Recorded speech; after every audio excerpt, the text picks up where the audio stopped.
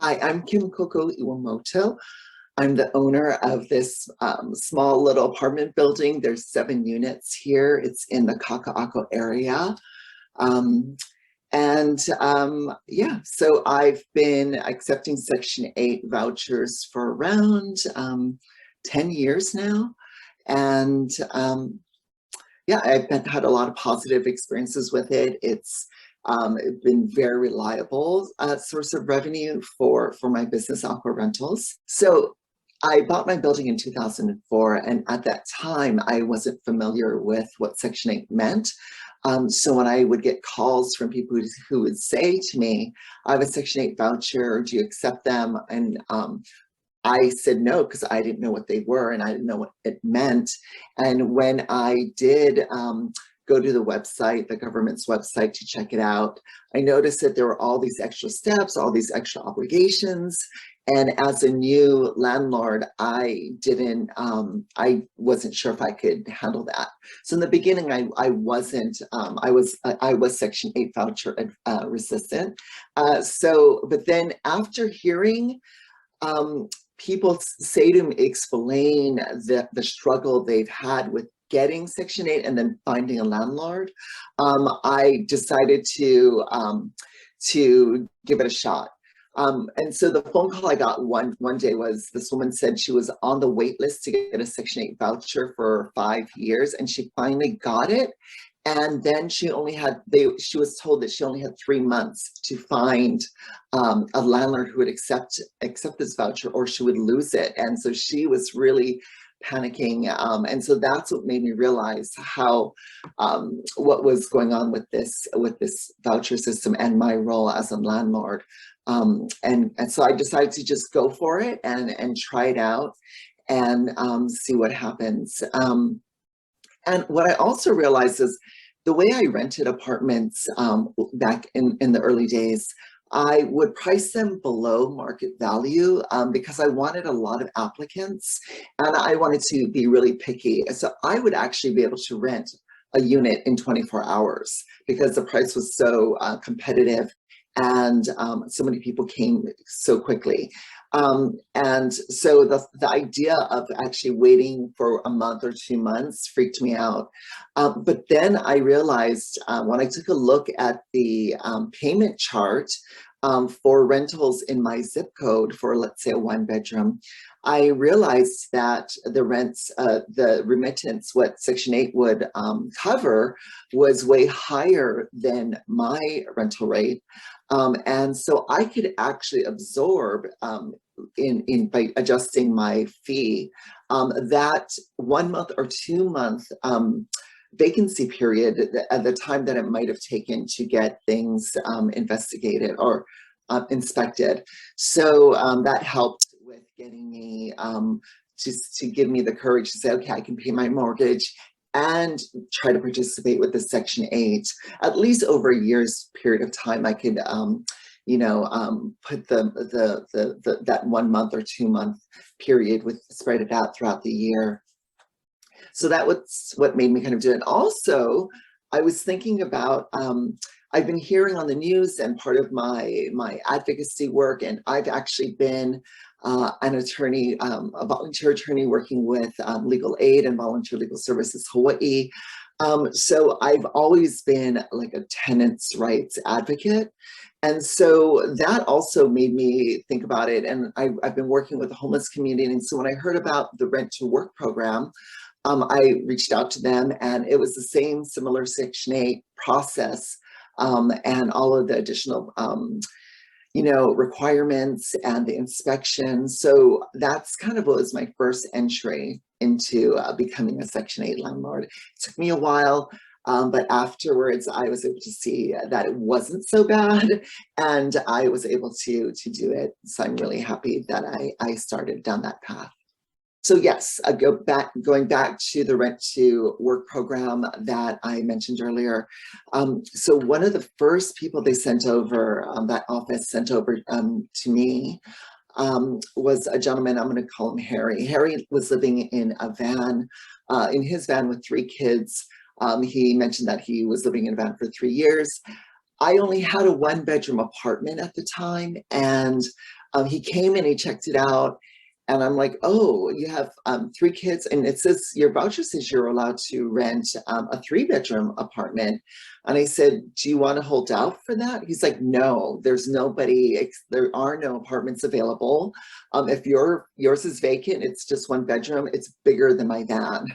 He's like, if my choice is my van or your 1 bedroom, I'd rather have my family live in your 1 bedroom. I'm like, okay, let's try it out. And it worked. And just having that stabilized housing, for Harry to know that his kids were safe and housed, he was able to focus on his job because he was working for the same employer the whole 3 years he was living in his van.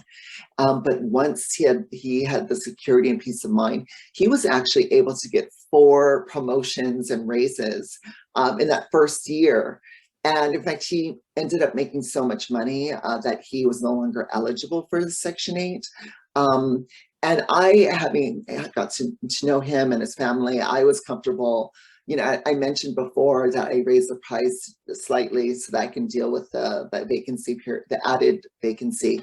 So I was able to bring it down now that he was a tried and true tenant. I was able to sign a lease with him at a price that he could afford, given his raises and what my expenses were moving forward. So that is such a success story. And I did mention to Harry, and his name's not Harry, but I did mention to him that, you know, if he decides to rent from another more traditional, conventional landlord, he has a great rental history at this point. And also that I could be one of the landlords to then rent the unit he's in to another family who's transitioning out of their van or you know, another place that they're in. So he hasn't felt like he could make that move yet, but I'm sure one day, hopefully, he will feel that, or more landlords would join in on this, and no one has to move. Well, as we saw during the pandemic, you know, if something happens dramatically to our economy, and people, like in my neighborhood, I think 1/3 of people lost their jobs. You know, many tenants weren't able to pay their rents, and it sent many landlords are afraid. Obviously, if somebody has a Section 8 voucher, their rent is basically guaranteed, or the subsidy is also flexible with the tenant. If they lose their part-time job or their low-wage job, then the government says that we will pay the difference. And so even if they're able to contribute 0, the government will pay for the rest. Having that sort of security is really important. And as just an investor in general, and looking at my apartment building as one kind of investment, it's really important to have a diversified portfolio, right? You have high risk and you have really stable investments, and it's good to have that diversity. And so for me, the Section 8 voucher tenants do offer that security and that stability that I can count on, even in you know, a global economic crisis. That source of revenue will be consistent and will help me and help, I guess, the other tenants, help us as a whole building, you know, make it through the hard times, financially the hard times. So that's the number one reason. Secondly, it's aligned with my values. My values of giving people an opportunity and a chance. I believe housing is a right, like healthcare. So that's, you know, where I stand. I happen to be somebody who has, you know, just being a property owner, being in a position to own property in Hawaii, it does speak to how,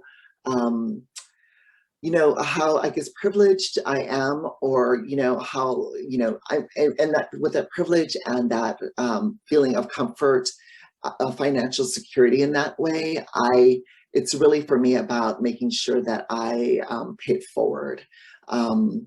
and provide other people with an opportunity. And obviously, you know, Section 8 is a really important equalizer of people accessing stabilized housing. So that's really important. I would say, you know, it's not as scary as you think. The voucher, you know, the caps and the vouchers are much higher than many landlords are currently charging. So there is some cushion for the push-in if the inspection takes a little while.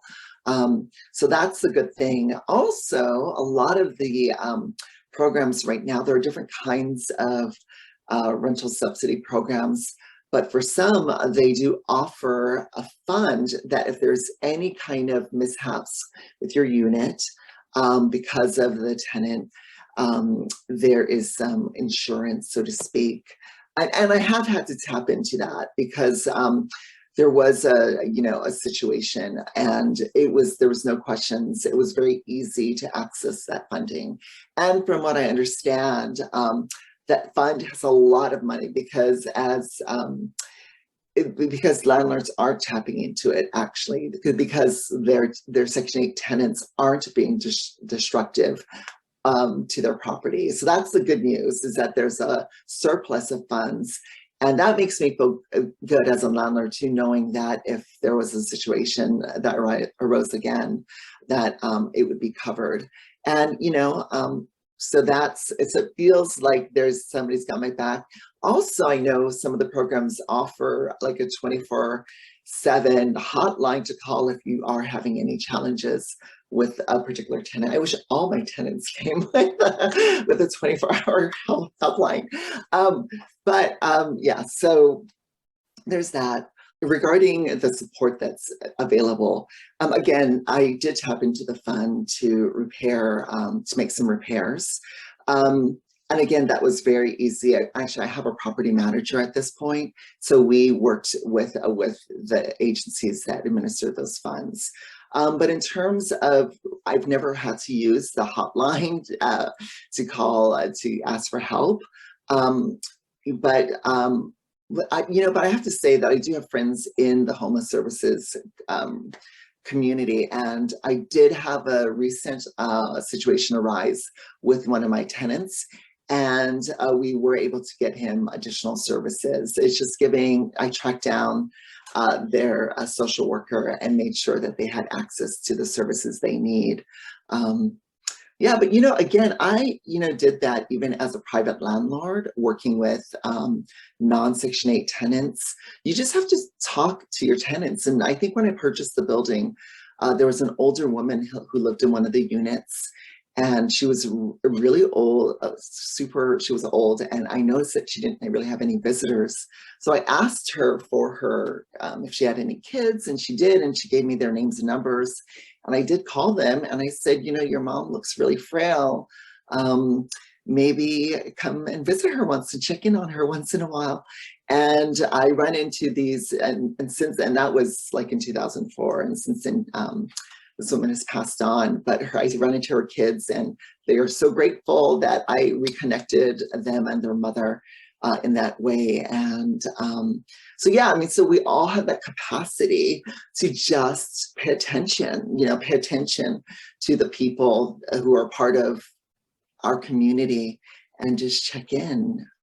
So, I guess we all have the inner social worker, that capacity. And really that's what I think why you're watching this video now, is because you want to know how you can go a little bit further without it being too challenging or too difficult. I used to work with the Civil Rights Commission. I was a commissioner for the state. And as I mentioned, I used to be a volunteer attorney for Legal Aid and Volunteer Legal Services Hawaii. And, one of the issues is discrimination. I think there's the ratio of tenants who have kids and tenants with disabilities. There's a lot more of those tenants who have Section 8, I would say, than the general population. So when somebody discriminates against Section 8, you have to really wonder if they're also then discriminating against people with children or people with disabilities. And that's illegal. So, you know, that would be another reason for me to make sure, you know, moving forward, that people do not discriminate against people with a Section 8 voucher, because one day somebody may make the argument in court that impacts familial status discrimination or disability discrimination. So that's something to keep in mind as well. My overall experience has been great, and I continue to, whenever another unit comes open, instead of going to Craigslist, I actually call all the agencies. I let all the agencies know that I have a Section 8, that I'm willing to accept Section 8, and I do want to house somebody who had a difficulty with finding housing. So anyway, so that's, so yes, so despite some challenges, I mean, I've experienced challenges with people who aren't Section 8. So the one situation that's Section 8 that I had to tap into the fund, that there was a domestic violence aspect to some of the damage. But I had that same kind of situation happen with two brothers who were living together, and they were fighting, and there was a lot of damage. And they're not Section 8. So, you know, it happens anyway. And then, you know, so the risk, I don't think there are any worse or than renting to the general population. Given that, you know, again, this is my investment property. So basically, I'm using land and speculation on land, so to speak, as a way to increase my personal wealth. And, you know, when you're profiteering off of a resource like land and housing, I think, you know, we all have a choice, and we've seen corporations make really shady decisions in order to up their profits, but it hurts the community. And you have to really reflect, do I want to be that kind of investor, that kind of community partner, or do I want to help the community where their needs are the greatest? And, you know, so again, when you have the kind of freedom that wealth and access affords you, you know, pay it forward. Choose to make choose to have, well, and you can actually look at it in a more positive way, choose to have a triple profit in terms of profit to your soul, profit to your pocketbook, profit to the community. You know, I think there's a way to have, you know, triple win situation here. And that's what I strive for. I think for a lot of people who have the kind of wealth to purchase apartment buildings, you have to really think about, you know, once you're at that level, making a profit is easy. So the question is, what can you do in the process of making a profit?